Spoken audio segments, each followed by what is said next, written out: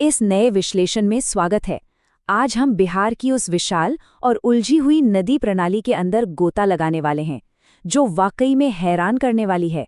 सोचिए, एक ऐसा क्षेत्र जहां नदियां सिर्फ पानी की शांत धाराएं नहीं हैं, बल्कि ये जीवन देने वाली और विनाश लाने वाली दोनों ही तरह की सबसे बड़ी प्राकृतिक ताकतें हैं।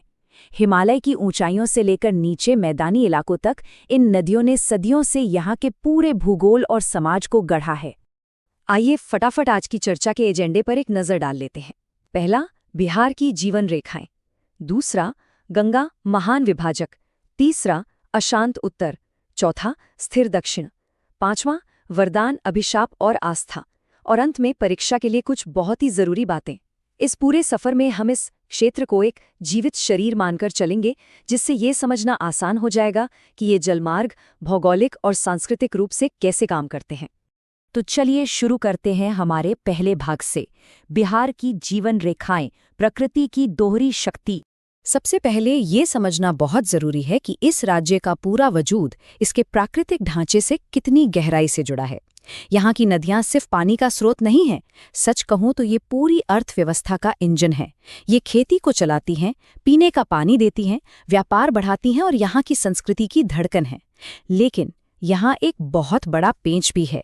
चूंकि इनमें से ज्यादातर बड़ी नदियाँ सीधे हिमालय से तेज रफ्तार में नीचे आती हैं, इसलिए ये अपने साथ विनाशकारी बाढ़ भी लेकर आती हैं। राज्य के लगभग सभी बड़े जलमार्ग अंततः एक ही बेसन में मिलते हैं, जो रोजमर्रा के जीवन को सींचने से लेके हर साल होने वाले भयंकर जलप्रलय तक सब कुछ तय करते हैं। अब आगे बढ़ते हैं भाग 2 पर, गंगा महान विभाजक, जो कि इस राज्य की मुख्य धमनी है। देखते हैं कि कैसे ये विशाल और ऐतिहासिक नदी पूरे राज्य का मुख्य भौगोलिक ढांचा तैयार करती है। उत्तराखंड के गंगोत्री ग्लेशियर से निकलकर ये नदी पश्चिम से पूर्व की ओर बहती है। बक्सर से एंट्री लेकर ये पटना, मोकामा, मुंगेर, भागलपुर और कटिहार जैसे प्रमुख शहरों से होकर गुजरती है। और सबसे दिलचस्प बात, ये नदी शाब्दिक रूप से इस पूरी भूमि को उत्तर और दक्षिण बिहार में 2 हिस्सों में बांट देती है। ये एक ऐसा विशाल बेसिन है जो उत्तर से आने वाली कोसी और गंडक और दक्षिण से आने वाली सोन और पुनपुन जैसी तमाम सहायक नदियों को अपने अंदर समेट लेता है। चलिए अब रुख करते हैं भाग 3 का, अशांत उत्तर, हिमालयी ताकतें।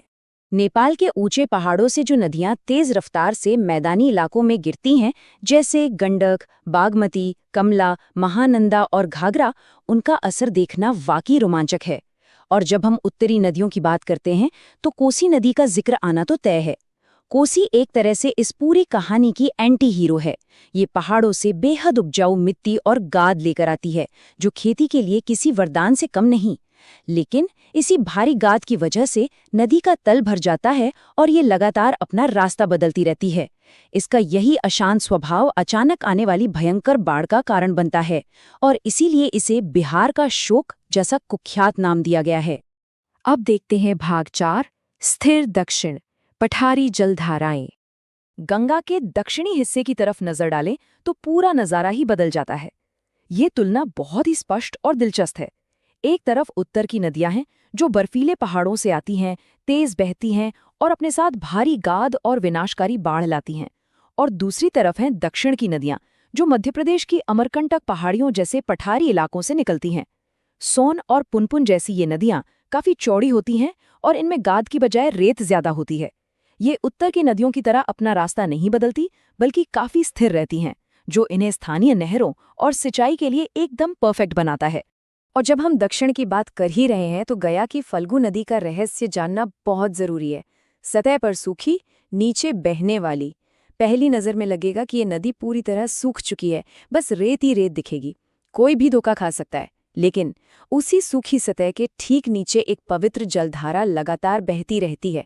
अपनी इसी जादुई और रहस्यमयी प्रकृति के कारण फल्गु नदी हिंदू धर्म में पिंडदान अनुष्ठानों के लिए पूरे देश में बेहद पवित्र मानी जाती है। बढ़ते हैं हमारे भाग 5 की तरफ, वरदान, अभिशाप और आस्था, इसका व्यापक प्रभाव। तो कुल मिलाकर नदियों का ये पूरा नेटवर्क एक बहुत बड़े विरोधाभास यानी एक पैराडॉक्स की तरह काम करता है। एक तरफ तो ये खेती और सिंचाई के लिए जीवनदान है, नाव परिवहन से व्यापार चलता है और गंगा व फल्गु जैसी नदियों से लोगों की गहरी आस्था जुड़ी हुई है। ये नदियां प्रकृति के उर्वरक की तरह काम करती हैं। लेकिन सिक्के का दूसरा पहलू ये है कि मानसून आते ही उत्तर बिहार की यही नदियां हर साल भारी बाढ़ का ऐसा संकट लेकर आती हैं जो रातों रात इस जीवनदायिनी शक्ति को एक बहुत बड़े अभिशाप में बदल देता है। और अंत में भाग 6, परीक्षा के लिए मुख्य बातें और कुछ बेहद महत्वपूर्ण भौगोलिक तथ्य। अगर कोई प्रतियोगी परीक्षाओं की तैयारी कर रहा है तो यह टेबल एक बहुत ही बेहतरीन क्विक समरी है। बस इन नदियों के पहचान याद रखनी है। गंगा, पूरे राज्य की सबसे बड़ी जीवन रेखा। कोसी, अपने विनाशकारी स्वभाव के कारण बिहार का शोक। सोन, दक्षिण बिहार की एक बहुत ही प्रमुख नदी। फल्गु, जिसका नाम आते ही इसके धार्मिक महत्व और पिंडदान अनुष्ठानों की याद आनी चाहिए। और गंडक, नेपाल से आने वाली एक प्रमुख और शक्तिशाली नदी। ये तथ्य इस पूरे राज्य के जटिल भूगोल को आसानी से याद रखने का अचूक तरीका है। तो जैसे जैसे हमारा ये विश्लेषण खत्म होता है, ये हमारे सामने एक बहुत बड़ा और उलझा हुआ सवाल छोड़ जाता है।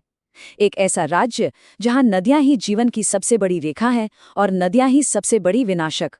वहां भविष्य में पानी के इस वरदान और बाढ़ के शोक के बीच संतुलन कैसे बनेगा? क्या बेहतर प्रबंधन से हम इस जल प्रलय को कभी पूरी तरह रोक पाएंगे? ये एक ऐसा सवाल है जिस पर हम सबको सोचना चाहिए। आज के विश्लेषण में बस इतना ही। अगले दिलचस्प विषय